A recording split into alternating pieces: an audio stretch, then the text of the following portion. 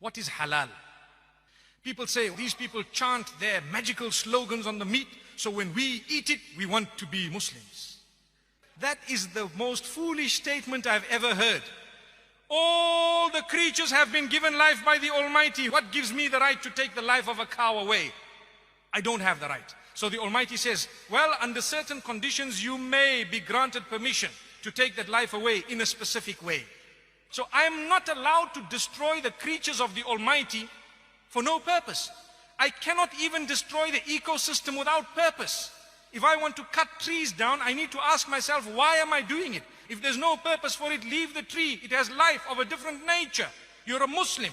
You need to be at peace with everything else.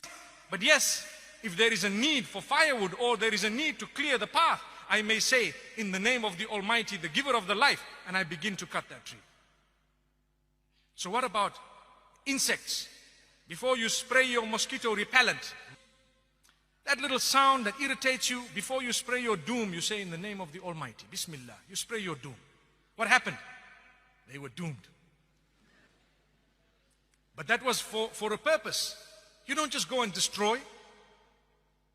If a reptile is harming you, you may, by the name of the Almighty. You need to take His name because He's the giver of that life. Who are you to take it away? So when it comes to the animals, there are certain animals that are permissible to eat. You cannot just be barbaric. The way you have treated the animal from the point of its birth to the point of its slaughter is extremely important. You need to be completely humane even with animals. You need to treat them, give them that life that they deserve, feed them properly, give them that air and the space. If you were to look at abattoirs that belong to non-Muslims, they are very barbarically run. To be honest with you, I've visited, I've seen, we are so shocked, nauseating. And people say, yeah, you guys are doing something that's very barbaric. Oh, come and see, we'll show you how it's done, come. So now when we get to the cow, for example, or the sheep that has been fed properly, and it has not been force-fed and kept in a pen like the ducks of the world and the chickens that don't even grow feathers anymore because they are modified. Their sole purpose of being given life is to grow until they are killed brutally in order to be served on the table. Not halal. We don't want that. It must be accorded its life. It must be treated as a proper chicken. It must be treated as an animal, a bird, whatever it is. It must be fed properly. And at the same time, you bring it to the pen.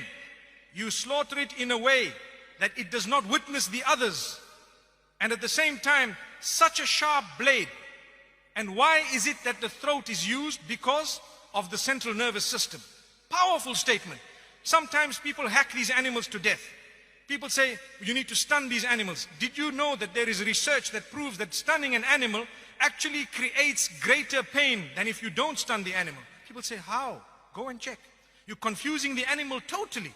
You're killing it unconscious. What are you talking about? Amazing. If you were to get cut with a blade as you're shaving, you won't even know that you're cut until water goes on it. Why?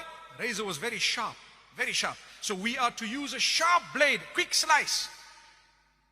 When I burn my fingers, what happens? A message goes from the sensory nerves to my brain, central nervous system. It says, you are hurt, lift your hand up. It happens within a split second. But if the central nervous system is ruptured from the jugulars, the pain, the message goes up, it gets stuck there because it cannot go up anymore. Blood system, bloodstream, out. So what happens? It numbs to a halt. That is halal. If you were to slice it, the message will not go from the bottom to the top, nor from the top to the bottom, because the jugulars are gone. Windpipe and food pipe. And you have to take the permission of the giver of that life when you are slaughtering it. If not, we don't want to eat that. You have stolen it from the property of God. Allahu Akbar. How can you just cut an animal? Who are you to take that life away? You need to say, in the name of the giver of the life here, I'm taking this by your permission. Such a humane way, beautiful. That is termed halal. You are taking the life away. And this is the original system of the Jews and the Christians. It is the original system that was taught by all the messengers. Islam adopts it quite strictly, and so does Judaism. And I'd like to think Judaism adopts it even more strictly. Go and study, you will find it. Same system. So why do people pick on halal? It in fact is the most humane way. In fact, it is the way of being protected from horse meat. Allah protect us, yes. And the supervisors will ensure that things are happening. They will tell you, we guarantee you that this thing was done properly. And guess what? It's not a horse, my brother. It is a privilege and honor to eat something that was slaughtered by the name of the giver of the life. To say, only for eating purposes, consumption, we took into consideration every rule that you have put. And we have actually fulfilled everything. So we hope we will now get the blessing of the food that we put into our mouth. If not, I'd rather eat the vegetables. May Allah protect us. Really.